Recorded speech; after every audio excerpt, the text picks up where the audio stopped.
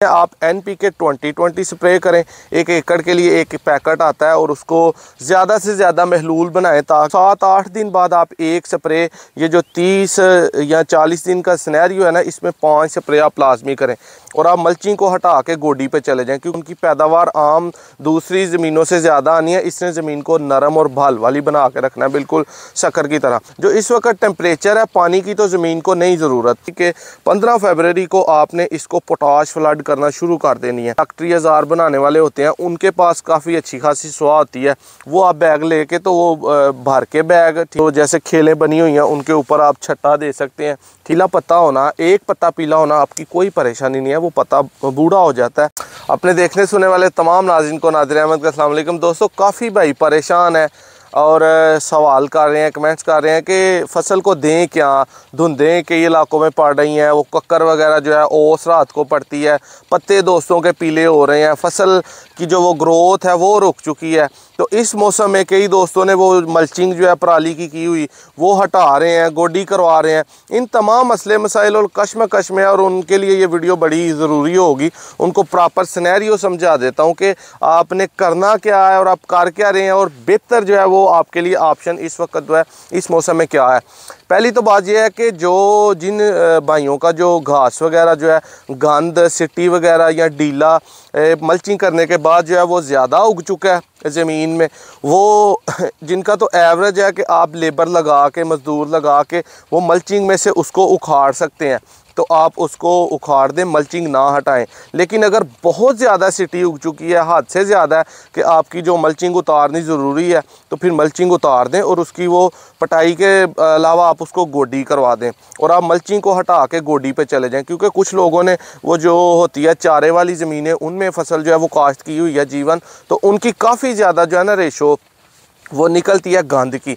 तो उसमें आप जो है इसको, अगर आपका बहुत ज़्यादा है, अनलिमिटेड गंद उग चुका है, तो आप पराली हटा के उसको गोडी पे ले जाएं।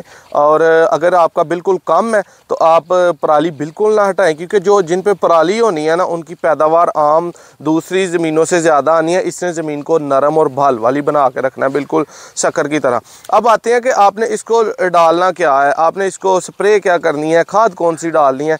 जो इस वक्त टेम्परेचर है, पानी की तो ज़मीन को नहीं ज़रूरत। इस वक्त ज़मीन को अगर पानी देंगे तो वो पानी जो है वो चूसेगी नहीं, ज़मीन की ग्रोथ आ गई, फसल की रुक जाती है। पो माघ में आके ये जो 2 मंथ होते हैं सर्दी के, आम पंजाबी के, यानी कि आप कह सकते हैं दिसंबर और जनवरी, 15 दिसंबर से लेके तकरीबन 20-25 जनवरी तक जो है ना ग्रोथ लेवल इसका तकरीबन स्टेबल रहता है। यहाँ पे पौधा जो है ना वो ग्रोथ उस लेवल की हाई नहीं करता जितनी इसने पहले की है या इससे बाद में की है। इस टाइम में आके इसको ज़्यादा से ज़्यादा स्प्रे कर सकते हैं। अब इसको स्प्रे कौन सी करनी है, आप NPK 20-20 स्प्रे करें। 1 एकड़ के लिए 1 पैकेट आता है और उसको ज़्यादा से ज़्यादा महलूल बनाएं ताकि आपको बेशक वो जो स्प्रेयर है 5-7 या 10 दफ़ा भर के भी आपने लेबर को भेजना पड़ता है। ज़्यादा से ज़्यादा पानी में महलूल बनाएं। 1 एकड़ के लिए मेरा ख्याल है कि कम से कम 160 किलो पानी हो स्प्रे वाला, 160 किलो का ड्रम में महलूल बनाएं, उसमें मिक्स करके फिर वो सारे में स्प्रे करें ताकि हर पत्ते को NPK जो है वो नाइट्रोजन, पोटाश और इन 3 चीज़ों का जो है ना वो मिक्सचर होता है, 20% इन इसमें होती है। तो उसमें जो तमाम ज़रूरियात है ना वो मुकम्मल हो जाती हैं, पौधे को जो भी नीड्स होती हैं। उसके बाद आप माइक्रो न्यूट्रिएंट्स, फोलिक एसिड वगैरह, अमाइनो एसिड, उसमें आपके पास आ जाते हैं। इज़ाबियान स्प्रे है एक बहुत अच्छी, और बहुत कंपनियों के माइक्रो न्यूट्रिएंट्स हैं, वो स्प्रे करें। और 7-8 दिन बाद आप एक स्प्रे, ये जो 30 या 40 दिन का सिनेरियो है ना, इसमें 5 स्प्रे आप लाजमी करें। पहले NPK करें एक दफ़ा, उसके बाद आप इज़ाबियान करें, उसके बाद अगर आपने डीकम्पोज़र बनाया हुआ है उसकी आप इसको स्प्रे करें, उसके बाद फिर आप NPK करें, अगेन आप इसको इज़ाबियान करें। ये 5 दफ़ा आप जब स्प्रे कर लेंगे ना तो आपका पौधा हेल्दी रहेगा और स्टेबल रहेगा। उसके बाद जाके फरवरी में जो है, वीडियो भी इंशाल्लाह लाजमी बनाऊंगा, लेकिन फरवरी के 15 फरवरी को आपने इसको पोटाश फ्लड करना शुरू कर देनी है।